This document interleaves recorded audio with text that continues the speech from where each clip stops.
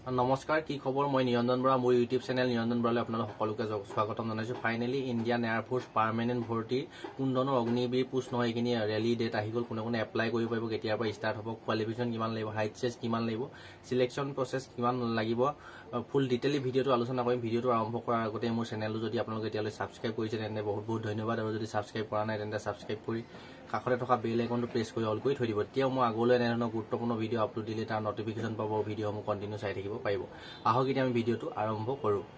post মুকলি হৈছে Indian air ফোৰ্সৰ গ্ৰুপ ৱাই পোষ্ট মুকলি হৈছে আপোনালোকে ফাৰ্ষ্ট টাইম ক'লে এডুকেশ্যন কোৱালিফিকেশ্যন কিমান লাগিব আপোনালোকে 12 পাছ কৰিব লাগিব যদি আপোনাক 12 পাছ সায়েন্স সিস্টেমৰ পৰা পাছ কৰে তেতিয়া আপোনালোকৰ সাবজেক্ট কেইটা থাকিব লাগিব physics chemistry biology English subject থাকিব লাগিব আৰু গোটেই কেইটা সাবজেক্টতে 50% ওপৰত থাকিব লাগিব আৰু গোটেই সাবজেক্টখিনি মিলাই আপোনাৰ 50% ওপৰত থাকিব লাগিব সায়েন্সৰ ষ্ট্ৰীমৰ পৰা তেতিয়া আপোনালোকে এইখিনি পোষ্টত এপ্লাই কৰিব পাৰিব তাৰ উপৰিও আপোনালোকে যদি বিএসসি কমপ্লিট কৰি ফাৰ্মাচিষ্ট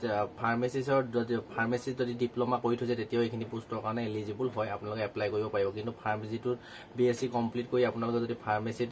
যিখন ডিপ্লোমা লৈ থৈছে তাত যদি 50% ওপৰত আছে তেতিয়াহে এইখিনি পোষ্টত এপ্লাই কৰিব পাৰিব আৰু আপোনালোকে এসসি এসটি ওবিসি জেনেৰেল সকলো এপ্লিকেশন ফিজ কাটিব লাগিব ইয়াত আপোনালোকে এপ্লিকেশন ফিজ কাটিব লাগিব 100 টকা সকলো এপ্লিকেশন ফিজ কাটিব লাগিব আৰু আপোনালোকৰ ওবিসি হলো 100 টকা এসসি এসটি ইডব্লিউএস সকলো 100 টকা এপ্লিকেশন ফিজ কাটিব লাগিব আৰু এপ্লিকেশন ফিজটো আপোনালোকে অনলাইনৰ মাধ্যমে দিয়ে কাটিব লাগিব আৰু জিএসটি কাটিব লাগিব জিএসটি কিমান % কাটিব লাগিব আপোনালোকে যেতিয়া এপ্লাই কৰিব তাৰ লগতে দেখাই দিব হিমানটো % আপোনালোকৰ লগত জিএসটি কাটিব লাগিব ইয়াৰ পিছতে মোস্ট ইম্পৰ্টেন্ট আপোনালোকৰ এইজটো কবলৈ থাকি গৈছিলে মই এইজটো কৈ দিছো শুনিলে আপোনালোকে যদি 12 ফিজিক্স কেমিষ্ট্ৰি মেথছ আৰু বায়োলজি যদি 12 পাছ কৰি এপ্লাই কৰে তেন্তে আপোনালোকৰ ডেট অফ বাৰ্থটো শুনি ল'ব ডেট অফ বাৰ্থ হ'ব লাগিব 2 জানুৱাৰী 2004 পৰা 2 জানুৱাৰী 2008 ৰ ভিতৰত জন্ম হ'ব লাগিব তেতিয়াহে আপোনালোক এলিজিবল হ'ব এইজত আৰু আপোনালোকে যদি মেডিকেল এসিস্টেন্টৰ যদি বিএসসি কমপ্লিট কৰি ফাৰ্মাচি ডিপ্লোমা যদি কৰি থয় তেতিয়া আপোনালোকৰ ডেট অফ বাৰ্থটো হ'ব লাগিব 2 জানুৱাৰী 2001 ৰ পৰা আৰু আপোনালোকৰ 2 জানুৱাৰী 2004 ভিতৰত আপোনালোকৰ ডেট অফ বাৰ্থটো হ'ব লাগিব মই তলত অফিচিয়েল নটিফিকেশ্যনখনৰ লিংক দি থম আপোনালোকৰ ফুল নটিফিকেশ্যন ভালদৰে পঢ়ি ল'ব তেতিয়া কথাখিনি খুব ধুনীয়াকৈ ক্লিয়াৰ হৈ ল'ব মই তাৰ সিলেকশ্যন প্ৰসেছ হ'ব আপোনালোকৰ প্ৰথমতে ৰানিং অনুষ্ঠিত হ'ব ফিজিকেল ফিটনেছ টেষ্ট আপোনালোকৰ অনুষ্ঠিত হ'ব ফিজিকেল ফিটনেছ টেষ্টত আপোনালোকে যদি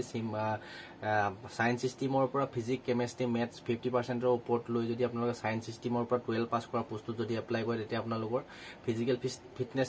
টেষ্টৰ ৰানিং অনুষ্ঠিত হ'ব ৰানিঙৰ 1600 মিটাৰ ৰানিং কৰিব লাগিব 1600 মিটাৰ আপোনালোকৰ টাইমিং থাকিব 7 মিনিট আৰু আপোনালোকৰ পুশআপ মাৰিব লাগিব 10 চুট মানে 10 বাৰ পুশআপ মাৰিব লাগিব সেটআপ 10 বাৰ আৰু স্কোৱাট উঠা বহা কৰিব লাগিব 20 বাৰ আৰু আপোনালোকে যদি বিএসসি কমপ্লিট কৰি যদি ডিপ্লোমা কৰি থৈছে ফাৰ্মাচিত যেহেতু 50% ওপৰত হ'ব লাগিব কিন্তু ডিপ্লোমাখনত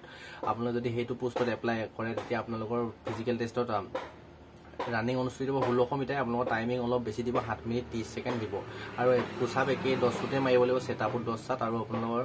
উঠা বহা 20 বাৰ কৰিব লাগিব আপোনালোকে ফিজিকেল ফিটনেছ টেষ্টটো কথা গম পালে আৰু হাইট লাগিব যেহেতু ইয়াত অনলি মেল কেণ্ডিডেটে এপ্লাই কৰিব ইয়াত আপোনালোকৰ হাইটটো থাকিব লাগিব 152 সেন্টিমিটাৰ হাইট থাকিলে হ'ব আৰু বডি ধৰণৰ কোনো ধৰণৰ নৰ্মেল বডিটো কথা উল্লেখ নাই অফিচিয়েল নটিফিকেশ্যনখনত জাস্ট আপোনালোকৰ যিমানটো বডি আছে তাতকে খালি 5 সেন্টিমিটাৰ আপোনালোকে ফুলাব লাগিব তেতিয়া কোৱালিফাই হ'ব তাৰপৰা যেহেতু ফিজিকেল ফিটনেছ টেষ্ট পিএছটি পিইটি মানে ৰানিং তাৰ পিছতে আপোনালোকৰ পাছ কৰাৰ পিছতে লগালগ একেদিনাই আপোনালোকৰ ডকুমেণ্ট ভেৰিফিকেশ্যন হ'ব ডকুমেণ্ট ভেৰিফিকেশ্যন হোৱাৰ পিছতে আপোনালোকৰ ৰিটেন এক্সামো লগতে অনুষ্ঠিত হ'ব ৰিটেন এক্সামত আপোনালোকৰ মাৰ্ক থাকিব 50 মাৰ্কৰ ৰিটেন এক্সাম অনুষ্ঠিত হ'ব 50টা কোৱেশ্যন আহিব এটা 1 মাৰ্কে থাকিব আৰু আপোনালোকৰ নিগেটিভ মাৰ্কিং থাকিব 0.25 মানে আপোনালোকৰ 4টা যদি ভুল কৰে তেন্তে আপোনালোকৰ এটা শুদ্ধ হোৱা নম্বৰ কাটিব তাৰপৰা ৰিটেন এক্সামো যদি আপোনালোকে কোৱালিফাই কৰে লগালগ আপোনালোকৰ টেষ্ট এডপ্টেবিলিটি টেষ্ট বুলি কয় ইয়াৰ ফৰ্চত আপোনালোকৰ সেইটো টেষ্টটো অনুষ্ঠিত হ'ব টেষ্ট অনুষ্ঠিত হোৱাৰ পিছতে আপোনালোকৰ টেষ্ট গোটেই ফিজিকেল ডকুমেণ্ট ভেৰিফিকেশ্যন তাৰপৰা ৰাইটেন এক্সাম আৰু এডপ্টেবিলিটি টেষ্ট যদি আপুনি যিটো টেষ্ট বুলি ক'ব সেইটো যদি পাছ কৰে লগালগ আপোনালোকৰ মেডিকেল টেষ্ট অনুষ্ঠিত হ'ব মেডিকেল টেষ্টটো একেদিনাই হৈ যাব 2-3 দিনো হৈ যাব পাৰে আপোনালোকৰ মেডিকেল যদি লগতে কমপ্লিট কৰে তাৰপিছত আপোনালোকে চাকৰি পাবলৈ সক্ষম হ'ব এতিয়া আহক আপোনালোকৰ যেহেতু গোটেইখিনি কথা ক'লো আপোনালোকৰ হাইটটো কথাও ক'লো তাৰপিছত আপোনালোকৰ এপ্লাই ডেট কেতিয়াৰ পৰা ষ্টাৰ্ট হ'ব এপ্লাই ষ্টাৰ্ট হ'ব আপোনালোকৰ 22 মে'ৰ পৰা এপ্লাই ষ্টাৰ্ট হ'ব আৰু লাষ্ট ডেট হ'ব আপোনালোকৰ 5 জুন 22 মে'ৰ পৰা 5 জুনৰ ভিতৰতে আপোনালোকৰ অনলাইন এপ্লাইটো কৰিব লাগিব আৰু তাৰপিছত 5 জুনৰ পিছত কোনো ধৰণৰ অনলাইন এপ্লাই ৱেবছাইটটো খুলি নিদিয়ে বন্ধ হৈ যাব আপোনালোকৰ 22 মে' তাৰিখে অনলাইন এপ্লাই ষ্টাৰ্ট হ'ব আৰু 5 জুন তাৰিখে লাষ্ট ডেট আৰু আপোনালোকৰ লগালগ ৰেলীলেও বৰ বিশেষ দিন নাই আপোনালোকৰ ৰেলী ডেটটো দিয়ে দিছে ৰেলী ডেটটো আপোনালোকৰ হ'ব 3 জুলাই 3 জুলাইৰ পৰা 12 জুলাই ভিতৰত হ'ব আপোনালোকে যেটো অনলাইন এপ্লাই কৰিব অনলাইন এপ্লাই কৰাৰ পিছত আপোনাৰ এডমিট কাৰ্ড আহিব কোনটো ডেটত মানে 3 জুলাইৰ পৰা 12 জুলাই ভিতৰত আপোনালোকৰ কোনবা দিনা ৰেলি ডেট থাকিব সেই দিনা আপোনালোকে যাব লাগিব তাত আপোনাৰ physical test medical test writing test state test আৰু একেদিনে গোটেইখিনি অনুষ্ঠিত হ'ব আপোনালোকে যদি কোৱালিফাই কৰে তেন্তে চাকৰি পাবলৈ সক্ষম হ'ব এইখিনি মই গোটেই ডিটেইলি কথাখিনি কৈ দিলোঁ আৰু ইয়াৰ অফিচিয়েল নটিফিকেশ্যন যিখন আহিছে আপোনালোকৰ তলৰ ডেছক্ৰিপশ্যনত মই দি থম গৈ পিনে আপুনি ভালদৰে এবাৰ গৈ পঢ়ি চাই ল'ব তেতিয়া কথাখিনি ইয়াতকৈ আৰু ক্লিয়াৰ হৈ ল'ব পাৰিব আপোনালোক যদি যোগ্য হয় বা আপোনালোক যদি যোগ্য নহয়ও তেন্তে আপোনাৰ লগৰ বন্ধু বান্ধৱী সকলোলৈকে শ্বেয়াৰ কৰি দিব গ্ৰুপ ৱাই কোনো ধৰণৰ অগ্নিবীৰ পোষ্ট নহয় আৰু কোনো ল'ৰাইহে অনলি এপ্লাই কৰিব পাৰিব কোনো ধৰণৰ ছোৱালীয়ে ইয়াত এপ্লাই কৰিব নোৱাৰে মই আগত যিহেতু দিছোঁ এয়াৰফ'ৰ্চত XY গ্ৰুপত তেতিয়া মেট্ৰিক পাছ কৰিয়ে পাৰিছিলে আজিকালি অগ্নিবীৰ কৰিলে এইটো কিন্তু ছেপাৰেটকৈ এটা ভৰ্তি ওলাইছে ইয়াৰ এই পোষ্টটো আপোনালোকৰ মেডিকেল এছিষ্টেণ্টৰ পোষ্ট হয় চৰি এইটো কথা মই ক'বলৈ থাকি গৈছোঁ কোনো ধৰণৰ XY